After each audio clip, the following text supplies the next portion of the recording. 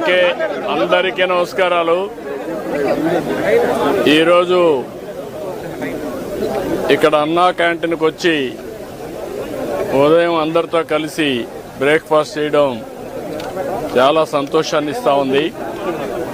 అన్నా క్యాంటీన్ పెట్టిన ముఖ్యమైన ఉద్దేశం ఎవ్వరు కూడా అన్నం లేదని బాధపడే పరిస్థితి లేకుండా ప్రతి ఒక్కరి కడుపు నింపాలి అనే ఉద్దేశంతో అన్నా క్యాంటీన్లు పెట్టాం. ఈరోజు మనం ఒకసారి చూస్తే ఎన్టీ రామారావు గారు తిరుమలలో అన్న ప్రసాదం కార్యక్రమం ప్రారంభించారు. అది నిరంతరం కొనసాగుతూ ఉంది. అదే స్ఫూర్తితో అన్నా క్యాంటీన్ పెట్టాం. అన్నా క్యాంటీన్ కూడా ఒక పద్ధతి ప్రకారం ఉండాలని ఈరోజు ఇక్కడ అన్నా క్యాంటీన్ మీరు చూశారు.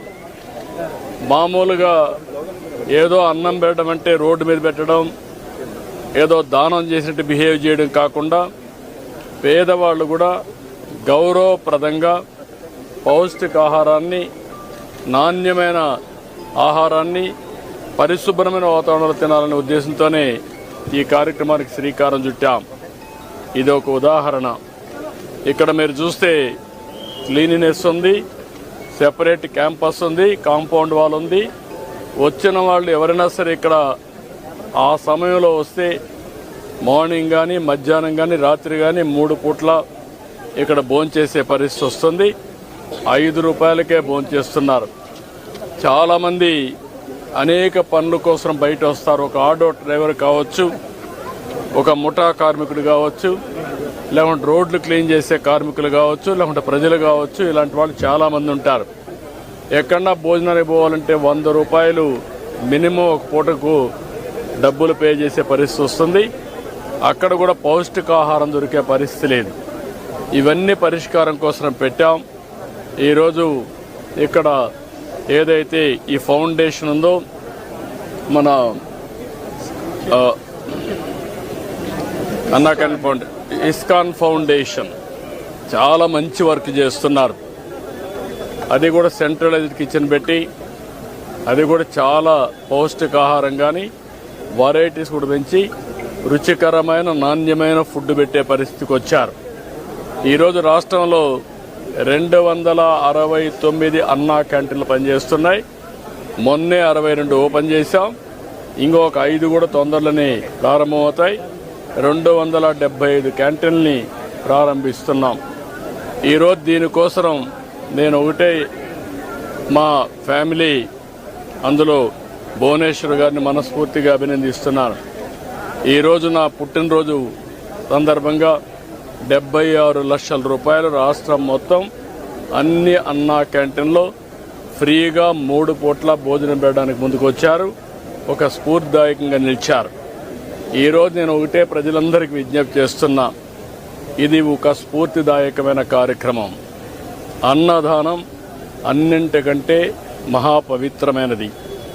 అలాంటిది మనందరం కూడా గుర్తుపెట్టుకోవాల్సింది, మీరు ఒక పూట కానీ, లేకపోతే ఒక క్యాంటీన్లో కానీ, ఒక రోజు కానీ, మీకు శక్తి ఉంటే మొత్తం కానీ, మీకు తోచిన విధంగా అన్నదాన కార్యక్రమంలో మీరు భాగస్వాములు కావాలని పిలిపిస్తున్నా.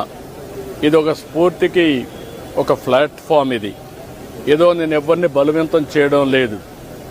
వాళ్ళందరినీ కోరుతున్నాను, మనందరం కలిసి ఒక స్ఫూర్తి ప్రదాతలుగా తయారు కావాలి. ఈ రాష్ట్రంలో ఏ వ్యక్తి ఆకలితో బాధపడుతున్నాడు అనే పరిస్థితి రాకూడదు. ఆంధ్రప్రదేశ్ అన్నపూర్ణ, ఒకప్పుడు దేశానికే అన్నం పెట్టిన రాష్ట్రం. ఈరోజు మన రాష్ట్రంలో ఏ ఒక్క వ్యక్తి ఆకలితో బాధపడకుండా కడుపు నిండా తిండి పెట్టే పరిస్థితి మనం తీసుకురావాల్సిన అవసరం ఉంది. ప్రభుత్వం పెట్టలేక కాదు, ప్రభుత్వం పెట్టగలుగుతాం. దానికంటే ముఖ్యంగా ఒక స్ఫూర్తికి ఇది ఒక ప్లాట్ఫామ్గా తీసుకుని మీరందరూ భాగస్వాములు కావాల్సిన అవసరం ఉంది. ఇది ప్రజా ఉద్యమంగా ముందుకు పోవాలి. నేను అందుకే P4 తీసుకొచ్చాను. P4 కూడా ప్రభుత్వం, ప్రైవేట్, పబ్లిక్ భాగస్వామ్యం. అందులో అన్నా క్యాంటీన్ కూడా ఒకటి. ఇది ఒకటే కాదు, డబ్బులుండే ప్రతి ఒక్కరు కూడా టాప్ 10%, బాటమ్ 20%ని అన్ని విధాలా ఆదుకోవాలి. అందుకే పేరు కూడా ఎంబీకే అని పెట్టాను. మార్గదర్శి బంగారు కుటుంబం 10-20 10-20 పైనుండే 20 మంది 10 మంది కింద నుండే 20 మందిని అనునిత్యం ఆదుకునే కార్యక్రమం చేయాలి. అది కూడా ఒక పూట ఏదో ఇచ్చేయడం కాదు.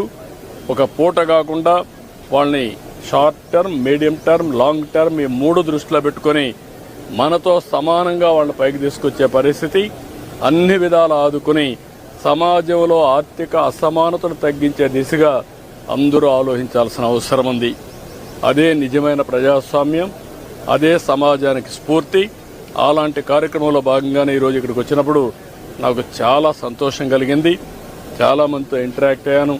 వాళ్ళ ఆనందం చూస్తే నాకు చాలా తృప్తినిచ్చింది. ఈ కార్యక్రమానికి సహకరించిన భువనేశ్వర్ గారిని మనస్ఫూర్తిగా అభినందిస్తూ, కుటుంబాన్ని మనస్ఫూర్తిగా అభినందిస్తూ మరొకసారి రాష్ట్రంలో అందరికీ విజ్ఞప్తి చేస్తున్నా, ఆంధ్రప్రదేశ్ అనే మాట అన్నపూర్ణ. ఈ అన్నపూర్ణలో ఎవ్వడు కూడా ఆకలితో బాధపడకూడదు.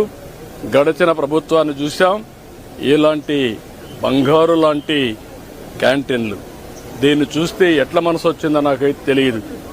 పేదవాడికి తిండి పెడితే సహించలేక ఆ క్యాంటీన్లు క్లోజ్ చేసే పరిస్థితికి వచ్చారు. మామూలుగా ఎవరైనా భోజనం పెడతామంటే వాళ్ళ మీద తప్పుడు కేసులు పెట్టి వాళ్ళు అరెస్ట్ చేసే పరిస్థితికి వచ్చారు. అంటే ఇది ఏమీ కాదు, వాళ్ళ యొక్క ప్రవర్తన, వాళ్ళ యొక్క మనస్సు యొక్క ఆలోచన విధానం. అంటే పేదవాడు తిండి తింటే కూడా భరించలేని వాళ్ళు రాజకీయాల్లో ఉన్నారంటే, పరిపాలన చేశారంటే రాష్ట్ర ప్రజానీకం గుర్తుపెట్టుకోవాల్సిన అవసరం ఉంది. అందుకే మరొక్కసారి కోరుతున్నా, అలాంటి విభిన్నమైన పరిస్థితులకు మనం వ్యతిరేకంగా మనమందరం కలిసి సమిష్టిగా ముందుకు పోయి ఈ రాష్ట్రాన్ని అన్ని విధాలు ఆదుకోవడానికి ముందుకు రావాల్సిందిగా మరొక్కసారి కోరుకుంటూ, రాష్ట్రంలో చాలా మంది ముందుకు వస్తున్నారు. వాళ్లకు తోచిన విధంగా వాళ్ళందరూ కూడా కాంట్రిబ్యూట్ చేయడమే కాకుండా ఈ ప్రభుత్వం సక్సెస్ కావాలి.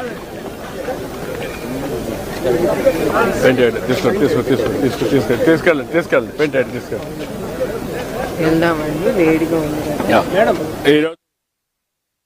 చెప్పి మనస్ఫూర్తిగా ఆకాంక్షిస్తూ అందరికీ నమస్కారాలు. జై హింద్.